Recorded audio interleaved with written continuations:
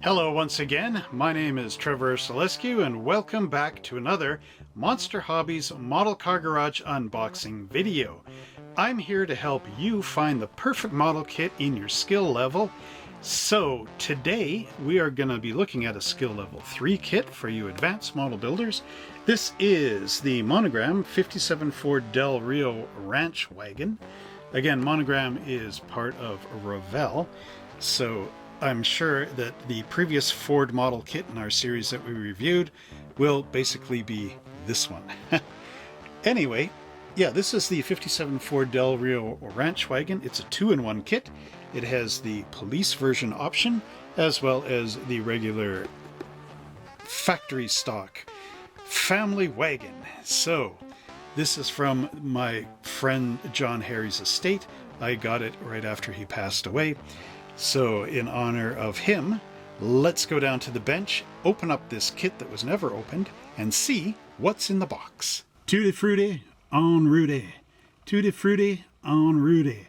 A wop babaluba, a wop bang boom. All right, so here we have the 1957 Ford Del Rio Ranch Wagon. This is a 2-in-1 skill level 3 kit for ages 12 and up, requires glue and paint, molded in the ever popular 1/25th scale.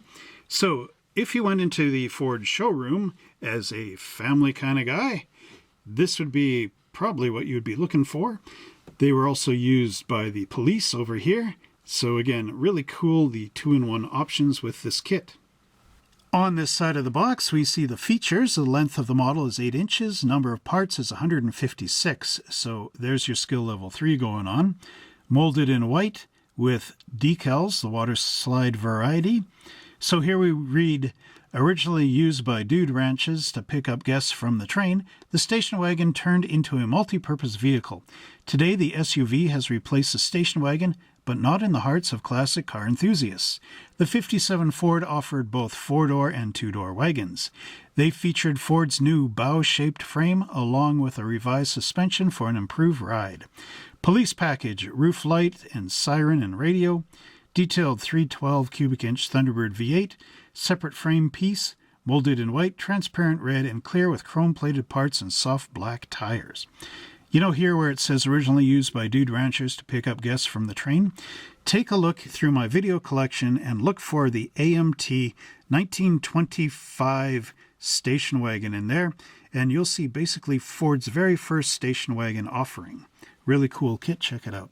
So if you come into Monster Hobbies and you buy this model and you're wondering what paints to get off our tester's paint rack, here right on the side of the box, without any mystery, is the paint color chart. So you would need aluminum, engine orange, flat black, flat medium gray, gloss black, gloss willow green, gloss white, gunmetal, olive green, semi-gloss black, steel, and transparent orange. Now this willow green we do not stock, but you might be able to mix up some. On this side of the box we see our sheriff wagon and a nice 3/4 shot. You get the wonderful sheriff decal and the little star. We also have our flashing lights. This is the old bubblegum machine, what they used to call it. And you got a nice sticker there and the star. We also have our siren mounted on the front. And then here it shows underneath the engine. And then on the regular wagon, we've got the undercarriage here with the fuel tank and the engine, and the rear quarter shot of the back of the station wagon. So now we're going to open up this box, and this model kit was sealed since 2015 when it was first produced from the factory. So it's been there for about 10 years now, this being 2025. So removing the box top, and keep in mind this is the first time it's ever been opened, so we're going to have a nice look. We have our glass with all the red parts in there as well. Nice side windows in there. Got our chrome parts tree. Again, some really cool stuff. This is basically the same as the Revell kit from last week, so just as I thought. Some nice white parts in there. So maybe we can figure out what some of those pieces are that weren't listed. So that'd be good. There's more of our white undercarriage parts. The fuel tank looks really big, looks bigger than the stock car. Ooh, those side panels are really nice. And we'll be looking at these in more detail in a few minutes. There's the stock fuel tank. Again, really nice stuff in here. So here we have the ranch body, as well as looks like the chassis and frame and the tires all in one bag. And then at the bottom we've got our instruction sheet, and you can see the decals peeking out through the side. So we'll clear all the stuff out of the way and look at these coming up next. And I'm going to save the decals, the best, for last. Here we have the Del Rio Ranch Wagon instructions. Here you can see the regular family sedan. And we've got the police one right here, the front, rear, and side profile. So tell me honestly, tell me true in the comment section down below, what version are you going to build? Or are you going to get a second one and build both? Which is something I would do, if I can find another. I'm sure they're out there on eBay and everywhere else. And Revell and Monogram like to reissue stuff, so this could be very much back in vogue. So if we open this up down below, we can see the different things. This is a read this before you begin. So before I begin, let's read this. Study the assembly drawings. Each plastic part is identified by a number. In the assembly drawings, some parts will be marked with a star to indicate chrome-plated parts. For better paint and decal adhesion, wash the plastic parts in mild detergent solution. Rinse and let air dry. You can also use one of those compressed air things to blow the water off if you want. Check the fit of each piece before cementing in place. Use only cement for polystyrene plastic. Scrape plating and paint from areas to be cemented. Allow paint to dry thoroughly before handling parts. Any unused parts may be discarded. Don't discard. Set aside in your parts box. You could use these to dress up other model kits, or maybe improve the parts in something like the AMT kit, which we'll be taking a look at in the next video. And customer services, if you have questions, comments, or problems, visit our website at revell.com or write to us. So this is from 10 years ago, so I would just make sure you look it up online. And if you're missing a part, be sure to include this plan number, part number, description, and your return address and phone number. So again, if something is missing, Revell or Monogram could replace it. So inside on this great Monogram kit, we get all the paint color callouts in here. So these are on the box side, so I won't read them again. And down here, just move this down there, we get the decal applications. Okay. We get our decal application instructions here, as well as the symbols you're going to see in this model kit. So here we've got assembly caution, we've got cement together, remove and throw away, do not cement over here. We've got rubber band together. I don't really like doing that. Remove tape, and a symbol for opening a hole, and one for stickers and decals. So again, memorize these symbols, memorize these symbols and look for them in the instructions as we go along. Also included is a number and name of all the parts we're going to use. Now, in the last video, there was something on the chrome parts tree that was really interesting. So after I filmed that video, I went and looked back here to see if it had a name, and it actually doesn't, because it was part number 21. And as you see here, it goes part 18, 19, 20, jumps to 29. So whatever that other part is in a different instruction sheet for a different kit, and unfortunately it's not in this one. Now, one thing that I got that's really cool from a friend of mine, and you may be able to find something like this out there in the world, online or for sale through an automotive store, collector store, but this is Chilton's Auto Repair Manual from 1954 to 1963, and inside there, they're sure to have our 57 Ford. And sure enough, over here on page 340, we actually have the Ford and Thunderbird front ends, so that means that this model car, or actually the real car, is in this book. So there we've got 54, 55, 56. And here's our star of the show, the 57. And did you know that in 1957, Ford totally redesigned the car, and it actually outsold the 57 Chevrolet in that year? Also in this manual, for those that love wiring engines as an extra step, we have the firing order and timing for the straight 6, as well as the two different V8s. This one is for the 60 to 63 Ford, but this one is for the ones in the 50s, including our Y block. And I'll just go over this really quick and then we'll move back to the model. So here we have our distributor wires. So you've got spark plug 1, 2, 3, 4, 5, 6, 7, and 8. But of course, it's going around this way inside. And then we've got the spark plug order. So there's 1, 2, 3, 4, 5, 6, 7, 8. So remember, these are all crisscrossing inside here on top of the distributor cap.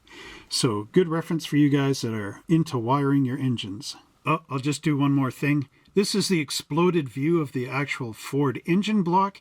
And I thought I would show this as we go through step 1 in the instruction sheet, just so that you could remember this and see how close that Monogram has the engine to the actual Ford. In panel 1, we get to build our wonderful Ford Y block in here.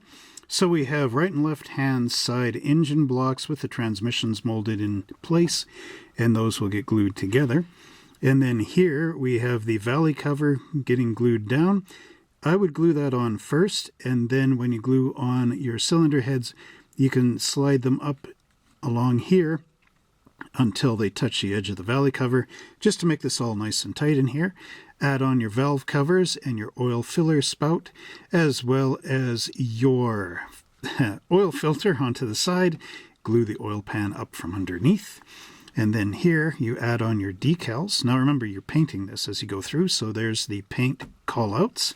And what I like to do is spend a bit of time before I actually build the model, take my little pencil here, figure out what colors these are off the paint chart, and then write them on so that when I go and build this later, I know the exact colors I need.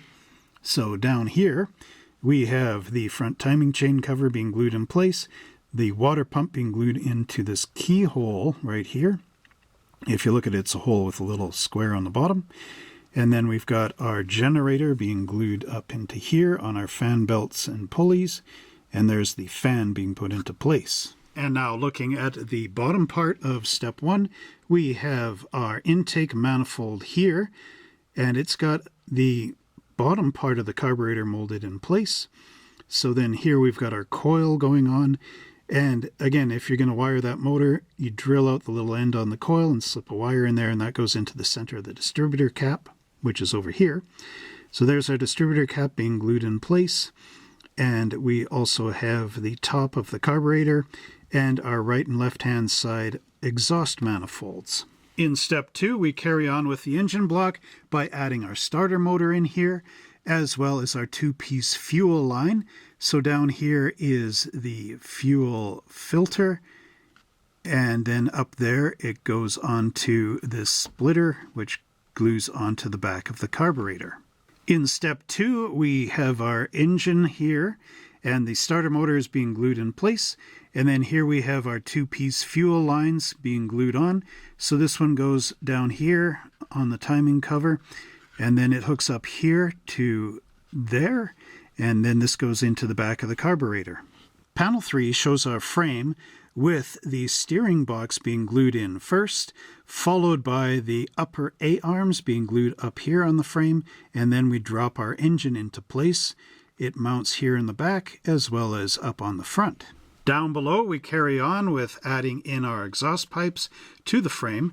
So these little ends are going to go into the bottom of our exhaust manifold, and then there's some mounting areas where the exhaust pipe goes and glues up underneath. As you can see, you snake them underneath this bar and pop them out the sides. Panel 4, we see our U-bolt plates being glued in place. Thanks to the Chilton manual, I now know what to call these things. And then we have our differential here with the front of the differential being glued in. And over here we have the front lower A-arm and steering, as well as anti-sway bar as one unit being glued in place. Then we add our drive shaft to our assembled differential, and we put our shocks in. And these are little metal tips which go on the ends of the exhaust pipes, and you would put them on last. Now, because you're gluing metal to plastic, this is the only place where I would recommend using a drop of crazy glue, just because they're dissimilar items. So you can't use the tester's liquid glue or red cement here because it will not penetrate the metal and melt it. it'll just sit on top of it and dry, and these metal bits will fall off. Whereas Crazy Glue does have the ability to glue to similar items, so I will recommend it there. And here we have our large capacity fuel tank, which gets glued into place. Now, if you remember last week's video, you saw the narrow one, and then there was the spare tire holder, the bottom of it. Well, this one, because it's a wagon, the tire is mounted differently inside. So Ford was able to put in a bigger gas tank in here. So remember that if you actually buy the Rio Wagon, that you're getting extra capacity in that gas tank. Down below, we get the front bumper horns being mounted in place on the frame, and they actually glue into the sides just like the real car. Well, the real car would be bolted, of course. And then here on the frame, or the chassis, sorry, we actually need to remove this cross brace, and then there's some little filler pieces which will glue in up here and here, and that is in our wheel arches. Panel 5 is where the real fun begins. I always like doing interiors. So we've got our seat front and back, and there's some cool decals which go in here. And then we've got our rear seat. Now this is the one that would fold back for extra capacity in your station wagon. Actually, it would fold forward. What am I talking about? But it's narrower here because you're getting into the wheel arches. So the seat is made to accommodate that. So here we've got our bench seat being glued in place with the rear bench going back here. And then a special panel here, which is the back of the station wagon. And there is actually a little fold-up door in here too. Flip it open, putting something underneath. Again, really cool stuff. Can't wait to build this. Now, further down in panel 5, we get our firewall, and it's got the windshield wiper motor being glued in place, as well as our master cylinder. This is a single reservoir master cylinder. So back in the day, all brakes went off of this single one, whereas in the modern day, you get dual lines.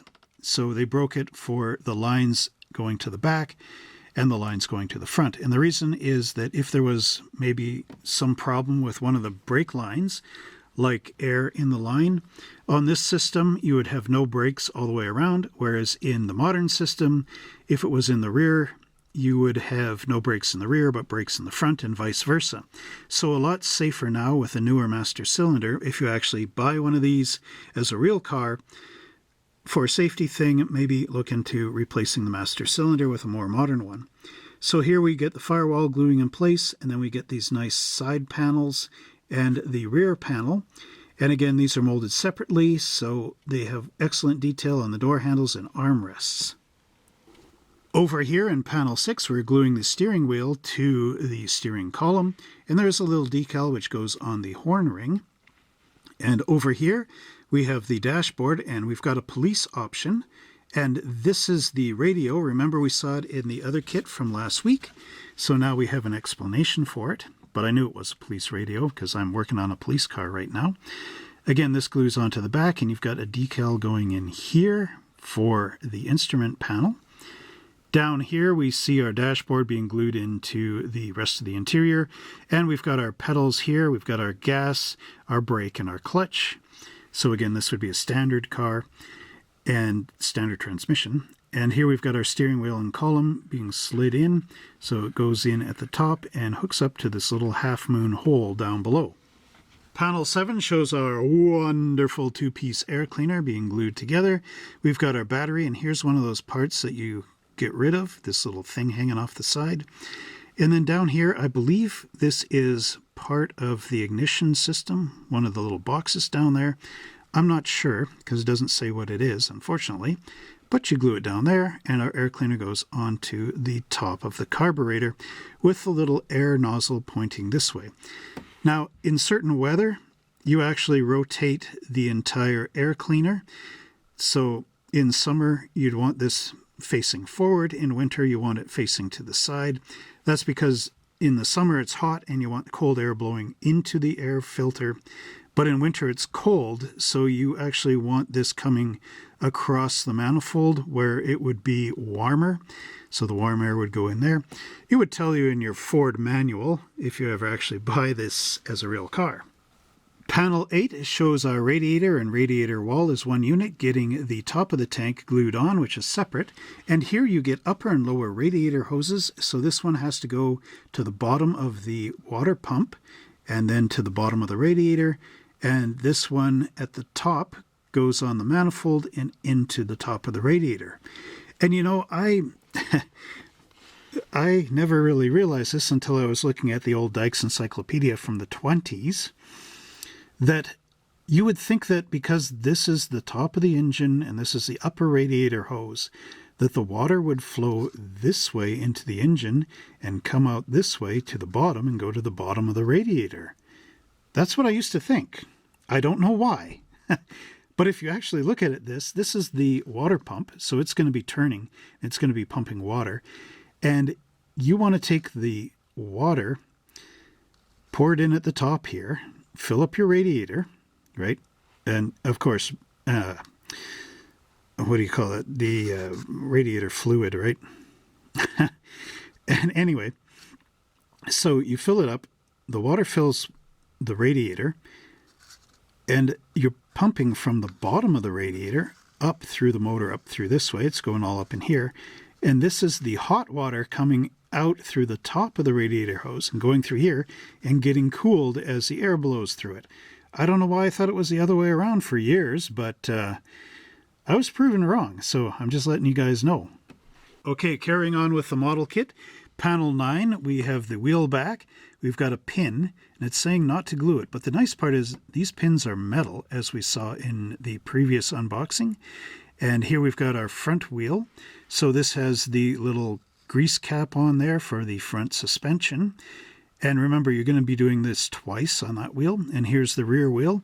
So we've got our tire, we've got the backing plate, the metal pin, and the wheel. And this one does not have the grease cap because on the rear axle, all the grease is enclosed in there. So then we see it being attached to the front wheels and the rear wheels to the back. And then we've got our little dog dish hubcaps being put in place as well. Step 10 shows our glass getting assembled and glued into place. So again, we're removing these shaded out areas, one on the rear view mirror and then on the windows. And then we attach our windows down here. We've got the front windshield, the side vents, as well as the dome light in here. And then our side windows and the rear glass. Panel 11 shows our hood being attached. Now you don't glue this obviously because you need to open the hood. And these were hinged in the front instead of at the back. So in order to get this in, you have to walk it in. So I recommend putting in one side first and then walking the other side in until it goes click. Panel 12 shows our completed body being attached to our completed chassis. And remember, you're going to paint the body before you put the glass and all that in. Otherwise, it's going to be quite a tricky mess. So in the Boy Scouts, we used to have these repeat after me songs. So somebody would say something, then everybody would repeat it as a group. So on our instruction sheet, we have the same sort of thing with the do this twice. So here we have our headlights. So we've got the front headlight. And remember, these little lines on here go north and south and east and west. So when you put your headlight in here, make sure you're going that way and not off at some angle. But luckily this is separate. So you could put the headlight in any direction, and then on the body down below, rotate it into shape so it's going north, south, east, and west. So that's a bonus. So here we have the bezel back here, and then we've got our chrome reflector, and you know it's chrome because it's got the star there. So this would actually be a perfect get to Boy Scout camp type of vehicle because it is a station wagon. Anyway, you've got your front headlights being glued into place, which you would rotate. So you got that north, south, east, west thing going on in the little bars. We've got our grille being glued in, and then we have these light covers being glued on. So that's your reflector for your parking lights. And then here we've got our bumper, and we also have our license plate. All that goes together, and it'll look great. Panel 14, we get into assembling the rear of the wagon. So here we have the bumper being glued in place, and it's got little holes at the back of the body, and there's pins on the bumper, so it's nice and easy to align this. We also have this wonderful Ford emblem, which also is the handle for the tailgate, and it's got a latch in here which also unlocks the glass on the real thing. So this would swing down and that would swing up. And then down here we've got our tail lamps. So there's the bezel there for the tail lamp, which would glue in place there, as we'll see later. And we've got our transparent lens being glued in place. Now, one thing you could do is paint back here with your Molotow chrome pen. And then when you glue this in, scrape the edges just a little bit in here for your plastic to plastic contact. But the chrome will act as a reflector in here and brighten up your tail lamps. And down below, we finish off our model by gluing on the taillight backings and gluing our license plate right up here underneath the handle. In panel 15, we are getting some options here. So what we have is the stock version. So here we've got our hood emblem, we've got our door handles right and left hand side, we've got our mirror here, and then our windshield wipers being glued into place. And down here we've got our wonderful police wagon option. So here we have our siren, and this actually has a red light in it. So that's pretty cool. I guess it's an auxiliary light and siren. There's a decal that goes on the back. And then here we've got our bubblegum light. So there's also a decal here. And then we've got spotlights on the side, or at least one spotlight. And that's got a remove part up there. And there's a clear lens in there. And then we've got our police antenna going here, and that's for the radio. Here we have the decal application for our ranch wagon. Now this is a stock version. So we've got some Ford lettering on the hood. We've got our choice of license plates going in here. And there's a decal on the back of that latch. And then up top you can see it's got the two-tone pattern. Same as on the side. So it looks like there's decal that goes into the side molding stripe, as well as a ranch wagon in here. So unlike the Ford Custom, this is the upper, actually it's a mid-range model, so you can see how the trim is different from last week's. And then here we've got the decal, which says Ford in the middle, and we also have a white wall decal for the tires. And here it's saying do not dip decal 3 or 4, so that's the different license plates, in water. Instead, carefully cut them out and glue them into the license plate frame. On the back here, we have the police wagon version. So there's a lot more decals on here. Of course, decal 27, which we saw in the previous steps. And then, again, our Ford lettering. We've got a sheriff decal on here. There's license plate number 4 for the California Highway Patrol.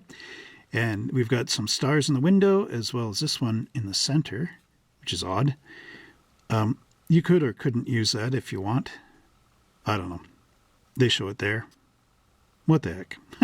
Okay, so we've got that emblem decal again. And then, again, our two-tone.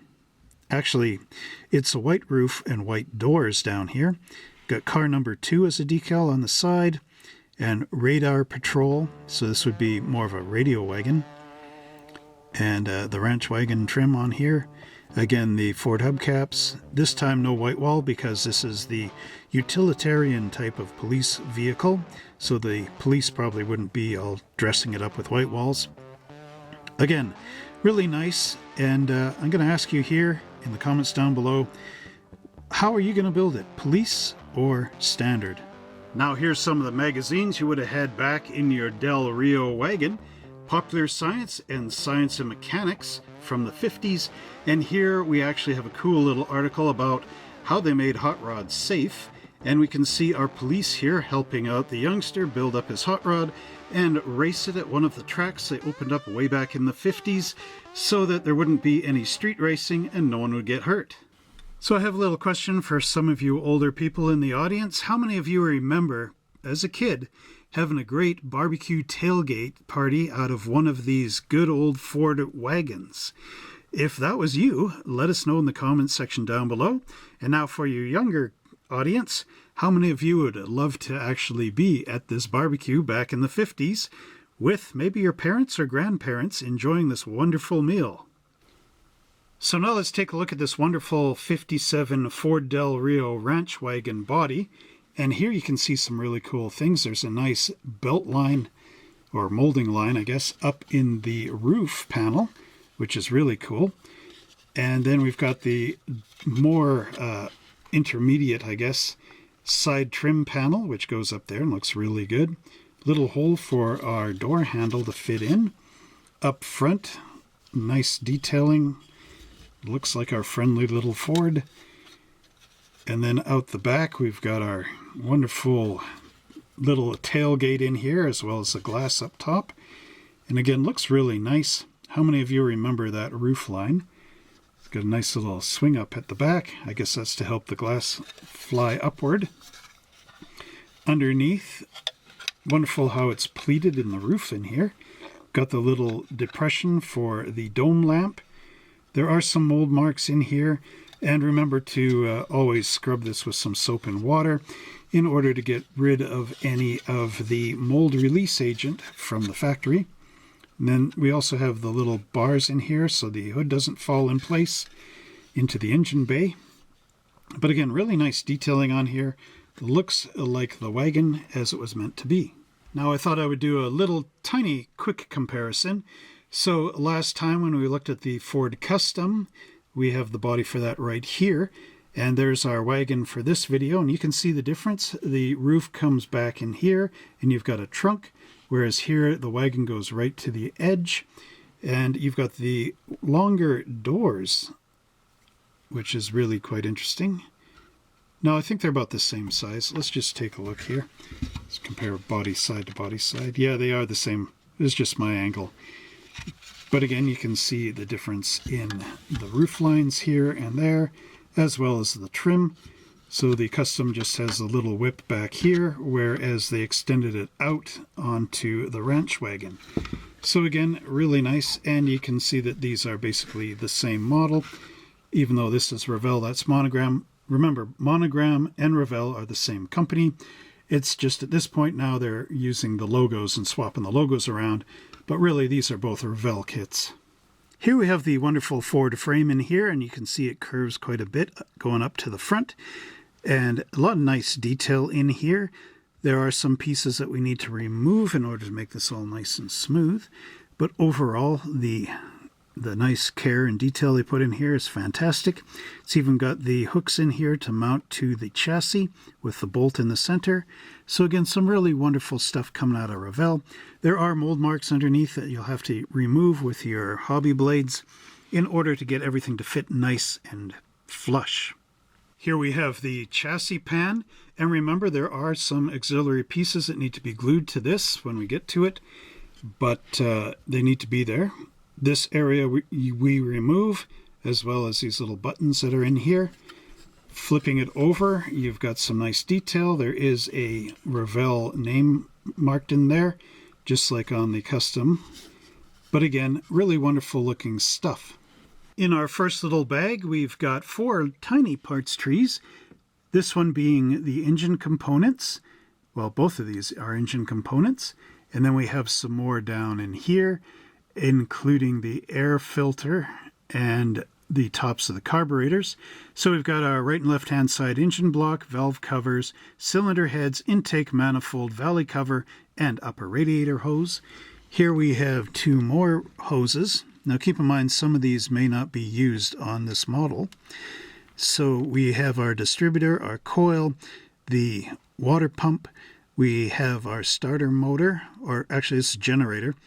Then we've got our oil filler cap, oil filter, and that's our starter motor. There's our belts and pulleys. We've got our exhaust manifolds, our timing chain cover, and there's that keyed little hole there. We also have our fan, and we've got our oil pan, and off the side here is the fuel pump. Didn't notice that before.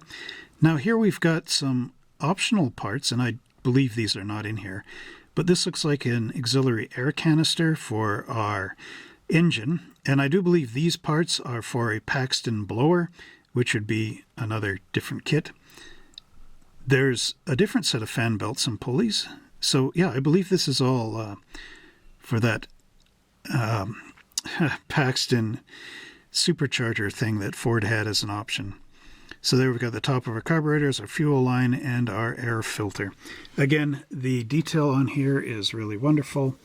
Bringing it up to the camera, you can see all the great work that's going on in this kit. Again, beautiful stuff. Basically, we saw this in the last video, but if you haven't seen the last video, check it out scrolling above. But yeah, again, wonderful parts, wonderful detail by our friends at Revell Monogram. Our next bag contains these 3 parts trees. So we have 2 air cleaners, which were used on a different intake manifold in the custom kit. And we've got our exhaust pipes, we've got our fuel lines, we've got our pedals. So we've got our clutch, brake, and gas. We've got our upper A-arms, we've got the windshield wiper pumps, we have wheel backs and wheel fronts, and remember these ones are the backs, and the ones with the cap in the middle are for the front. Then we've got the spare tire carrier and the fuel tank, and that was for the other Ford, not for the wagon. There's the top of the radiator tank, and then we've got our battery and our steering, that's the gear. We've got our bumper brackets and the radiator wall. We also have the differential cover. We've got our U-bolt brackets. Yeah, finally got the name. And then we've got our shock absorbers, and then the stock springs and the drive shaft. So again, looking at it up close, got wonderful detail on the radiator. Mold marks on the back, again, sand that smooth.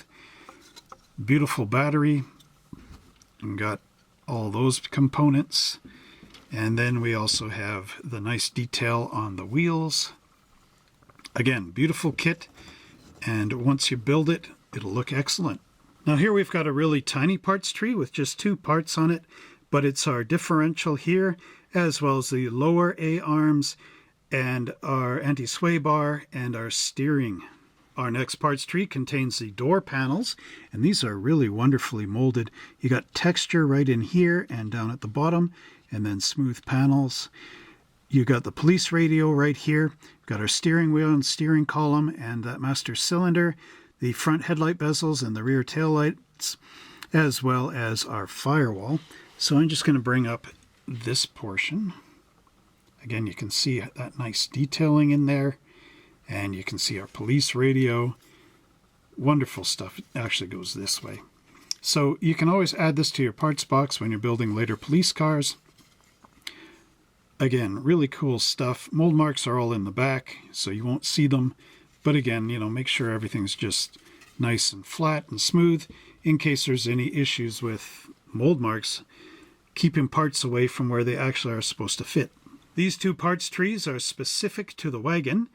And what you have is the back of the interior panel. So this would be your tailgate. You've got the back of the front seat and the front of the front seat. And then the special panel in here, which is the floor. So I did say this flipped up. What I meant is on the real wagon. On this one, it's actually molded in place. Would be kind of cool if you could hinge that somehow. That would be for your toolbox down below and whatnot. Now here we've got the extra capacity gas tank, and we've got the seat back for the back seat, and this would fold forward, and that would extend out this. So if you look at the texture here, it's the same as there. So that again is really cool.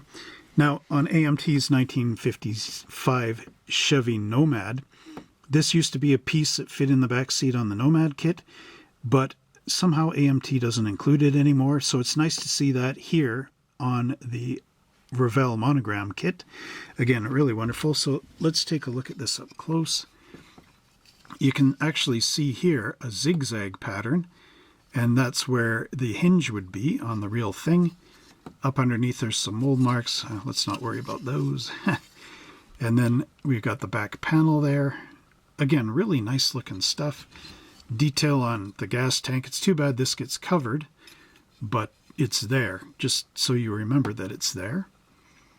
And paneling on here is really excellent. I like the piping around in the seat in there. So again, some really cool stuff going on. This wagon would be awesome for a camping diorama. Here we have our last white parts tree component, which includes our hood, and these are the little extenders to the inner fender wells. And then we also have our dashboard here and 2 of the wheel plates, I believe. Not too sure on that, but again, really cool stuff. You got the ribbing underneath the hood. You also have mold marks in hard to reach places. But like what I was saying before, you can use your number 11 hobby blade, scrape those down, add some filler in there.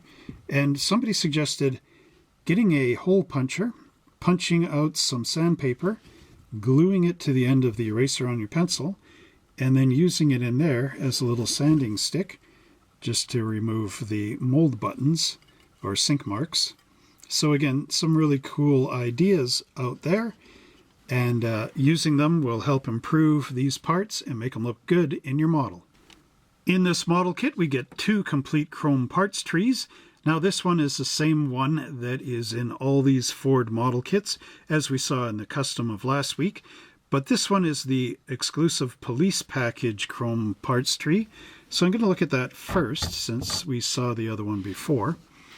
Now what we have is the base of our bubblegum flashing light unit, as well as the antenna. And then we've got our little spotlight in here, and the siren that has the light in it.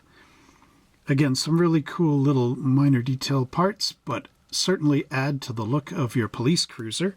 Now let's get in this parts tree here. So we've got our chrome bumpers, and then the grille, our license plate shrouds, and I do believe that's part of the Paxton blower thing, as this is.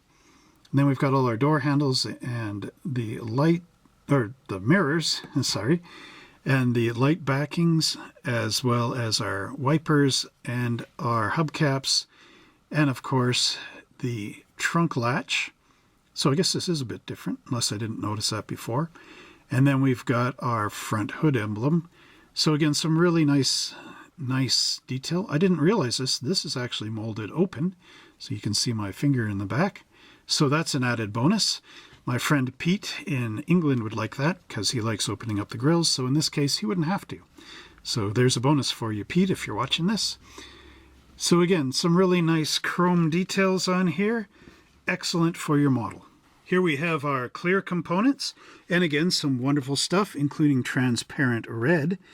Now what we have is our front windshield with the little sun visors. Now in this kit, there's no mold marks on the sun visors, which is really nice, the way it should be.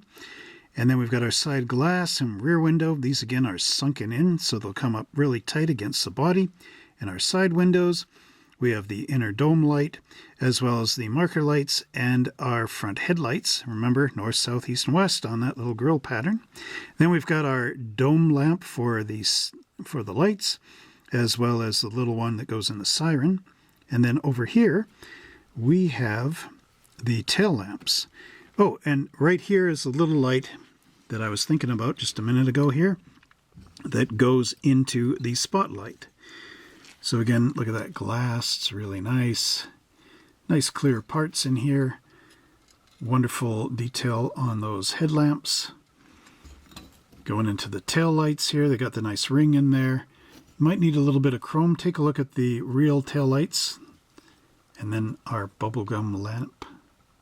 Reminds me of Johan police car parts. Again, really cool stuff. Excellent model. Build this. Now here we have our tires, and I'm not going to remove them because I noticed that our good friends at Revell put the metal pins in the same bag. So if I take them out of the bag, these are going to get lost. But from what I can see, these are the same tires, again, as in the custom. There are no side markings on here saying Firestone or anything like that. So we'll just take a look through the bag. Again, they're very generic. The tread pattern is nice. It's nice and tight, just as if it was scaled down from 25th. But overall, again, really nice tires. You will need to clip them off these parts trees and remove the edge, and then sand them down in order for them to look realistic. And now the moment we've all been waiting for, a look at our decal sheet. So I will remove the protective paper off here so we can take a look at the colors. And wow, this looks really good. So what we have here, our upholstery pattern is this green. Remember this green on the city buses back in the day? That leather they had. Boy, I really remember that. So here we have a license plate from New York, the Empire State, 1957, as well as California again. So this could be used for your California cruiser. Here's the gold that goes in the sides of the script, or the trim, sorry, on the model. And there's a little thing for the siren, as well as maybe that's, I don't know where that decal went, I forget. But here we've got our white wall tires, and they're actually bordered in black, so you can see where they are, which is a nice detail. We've got these for the valve covers. So you got one for the special and one for the regular. And the little trims in here. We've got Ranch Wagon as script, including the Ford lettering. So this dotted line represents everything for the stock version. Down below, we've got all the police markings, and you can use these on other police cars. We've got Franklin County Sheriff here. We've got a generic sheriff badge. And then we've got this other one here, which I can't really read. We've got police for Clearwater. Police license plate, a sheriff license plate, car number 2 in gold and white. We've got radar patrol, and sheriff, police in the curve, got patrol, radio dispatch with a lightning bolt. Oh, that's what that means. Okay, so yeah, that would be on the back glass. Highway patrol down here. Lots of options. Well, I really hope you enjoyed that look at our 1957 Ford Del Rio Ranch Wagon. And which way are you going to build this? As the police or as the stock out of the factory version? Let us know down in the comments section below. Tune in next week because we'll be taking a look at one of AMT's classic 1957 Ford kits.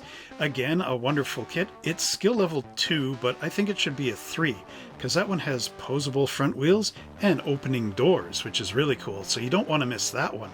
Also, check out our beginner series that I'm starting up here. I've got 2 actually. The first video is how to choose a model, which skill level is right for you.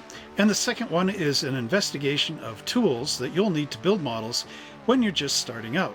There's going to be a few more videos coming soon, so check them out if they haven't already been done. If you're watching this video like 3 years later, I should have them done by then. Anyway, don't forget to like, subscribe, and share this channel with all your friends and family. And you know what?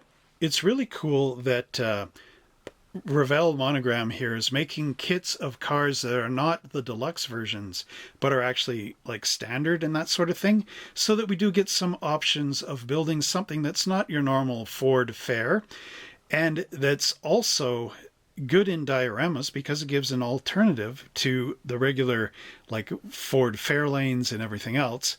Gives you something in the mid-range as well as the Custom last week, which is in the low range. So again, look out for those if you're building dioramas, just to give yourself a bit of variation.